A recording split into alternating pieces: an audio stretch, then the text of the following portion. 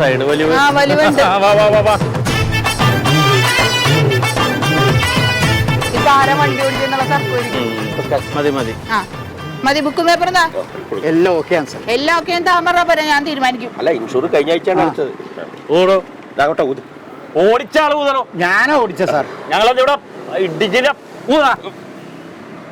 ഊതണങ്ങൾ എന്റെ ദൈവം, ഇത് പൊട്ടിത്തെറിച്ചാൽ എന്തോരോടാ കുടിച്ചാണ് സാറേ? അന്യായ കുടി കുടിച്ചേക്കാൻ ഇല്ല സാറേ, ഞാൻ വൈന് കഴിച്ചുള്ളൂ. അത് ഇതിൽ കാണിച്ചിട്ടുണ്ട്. അല്ല, വൈനാണെന്ന്. കൂട്ടുകാരന്റെ കുട്ടിയുടെ ആദ്യ കുറുമാരി ആയിരുന്നേ, അപ്പൊ അതിനൊത്തിരി വൈന് കഴിച്ചതാ. വൈൻ കുടിച്ചിട്ട് വണ്ടി ഓടിക്കാൻ എന്നോട് ആരാ പറഞ്ഞത്?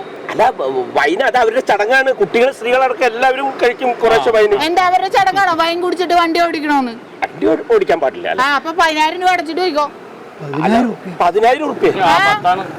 10 നിയമം മാറി പറഞ്ഞില്ലേ? മുമ്പ് 2,000 റുപ്യ പറ്റാന്നല്ലോ. അതൊക്കെ മാറി സാറേ. 10 വിട്ടോ വിട്ടോ.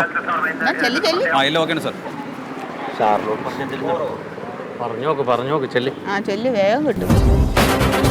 എടാ കള്ളുടിച്ച് നാട്ടുകാരെ കൊല്ലം ഇറങ്ങിയിരിക്കാനോടാ? ആണോ? അല്ല, ഒരു സ്വല്പം വൈനും റോഡിലാണ് സാർ. Okay okay. അതെ പ്യാരി, മന്ത്രി വരുന്നുണ്ട്.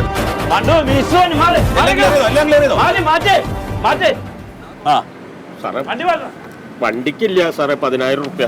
10,000 റുപ്യൊക്കെ ഫൈന് തരാന്ന്. 10,000 റുപ്യാണ് ഫൈന്. എന്തായാലും കുറയ്ക്കാൻ പറ്റുമോ സാറേ? സാറേ, ഇത് ഭയങ്കര കഷ്ടമാണ് സാറേ. ഇപ്പൊ ഈ മന്ത്രിയുടെ വണ്ടി വരുന്നതിനാണ് ഇപ്പൊ സാറന്മാർ ഇങ്ങനെയൊക്കെ കാട്ടി റോഡ് സൈഡിലെ വണ്ടികളൊക്കെ തടുത്തിരുന്നത്. ഈ മന്ത്രിമാർ ട്രാഫിക് നിയമം ഏതെങ്കിലും പാലിക്കുന്നുണ്ടോ? ഹൈ സ്പീഡ് അവര് എന്ത് സ്പീഡിലാണ് അവർ വണ്ടി ഓടിക്കുന്നത്?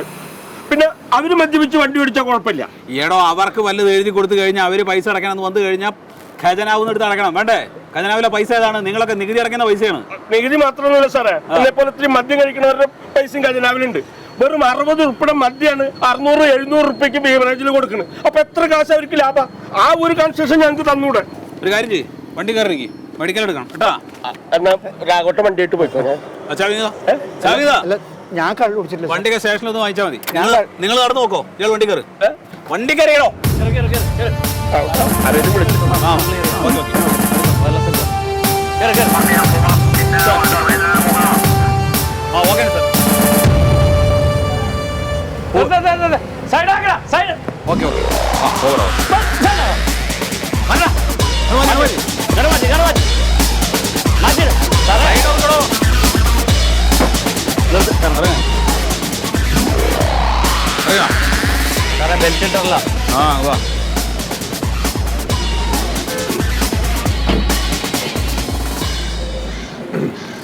എന്താണ് വണ്ടി ഓടിക്കാൻ ബെൽറ്റ് വേണമെന്ന് പറഞ്ഞൂടെ? ബെൽറ്റ് ഉണ്ട് സാർ. പിന്നെ ഇടാത്തത്? ബെൽറ്റ് ചെറിയ പ്രശ്നമുണ്ട് സാറേ. എന്ത് പ്രശ്നം? ഈ ബെൽറ്റ് ഇങ്ങനെ ഇടുമ്പോൾ നമ്മൾ ഇതിവിടെ വരുമ്പോൾ ബ്രീത്തിങ്ങിന് ചെറിയൊരു പ്രശ്നമുണ്ട്. അപ്പം ശ്വാസം മുട്ടിൻ്റെ ഒരു ഉണ്ട്. അപ്പം അതുകൊണ്ട് ബെൽറ്റ് അധികം. അങ്ങനെയാണെങ്കിൽ ഡോക്ടറുടെ സർട്ടിഫിക്കറ്റ് കാണല്ലോ? ഉണ്ടോ? ഡോക്ടറെ ഞാൻ ഇപ്പം കണ്ടതേ ഉള്ളൂ. ഡോക്ടറെ എഴുതി തരാമെന്ന് പറഞ്ഞു. ഡോക്ടർ ഇപ്പോൾ ചെറിയ ടൂറിലാണ്. ഡോക്ടർ വന്ന ഉടനെ എഴുതി മേടിച്ച് സർട്ടിഫിക്കറ്റ് കയ്യിൽ വെക്കാം സാർ. അപ്പോൾ ബെൽറ്റ് ഇടുന്നത് നിനക്ക് അലർജിയാണ്?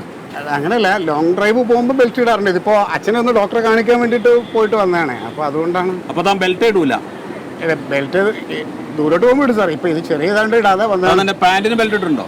പാൻറ്റിന് ബെൽറ്റ് ഉണ്ട് സാർ. ഒന്ന് എനിക്ക് കാണട്ടെ. എന്താ സാർ? അത് എനിക്ക് കാണട്ടോ. അത് അയച്ചോ. ഇപ്പൊ ബെൽറ്റ് ഇട്ടിട്ടുണ്ടല്ലോ. ബെൽറ്റ് ഉണ്ടല്ലോ. എന്താ സാർ? ഒരു കാര്യം ചെയ്യും, ഒന്ന് അതുവരെ ഓടിയിട്ട് പോവാ. അത് പറ്റില്ല സാർ. എന്താ? പാൻറ്റിന്റെ സുരക്ഷിതത്വം പോവല്ലേ? പാൻറ്റ് ലൂസാണ്. പാൻറ്റ് ലൂസാണ്. പാൻറ്റിന്റെ സുരക്ഷിതത്തിന് വേണ്ടിയിട്ടാണ് ബെൽറ്റ് ഇട്ടത് അല്ലേ? എടാ, തന്റെ ജീവന്റെ സുരക്ഷയ്ക്ക് വേണ്ടിയിട്ടാണ് ബെൽറ്റ് ഇടണമെന്ന് പറഞ്ഞത്. മനസ്സിലായി പറഞ്ഞത്? അവിടെ ഒരു കാര്യം ചെയ്യും, ഫൈൻ അടച്ചു പോക്കോ. ഫൈനോ? എന്തിനു സാർ? എടോ, ബെൽറ്റ് ഇടാത്തതിന് ഫൈൻ ഉണ്ട്, അറിഞ്ഞൂടെ? സാർ ഒരു വാണിംഗ് തന്നൂടെ സാർ. ഞാനിതിപ്പോ എടാ, വാണിംഗ് ഒന്നുമില്ല. നിയമം വളരെ കർശനമാണ്. അപ്പൊ അത് നടപ്പാക്കിയേ പറ്റൂ. അതിന് വേണ്ടിയിട്ടാണ് ഈ കുപ്പായിട്ടോണ്ട് നിൽക്കുന്നത്. എഴുതി കൊടുക്കും. ബുക്ക് പേപ്പർ റെഡിയാണ് സാർ. വഴി നോക്കുന്നു. No problem. ഓവർ അങ്ങോട്ട് അങ്ങോട്ട് ചെല്ലണോ? മറിമായം.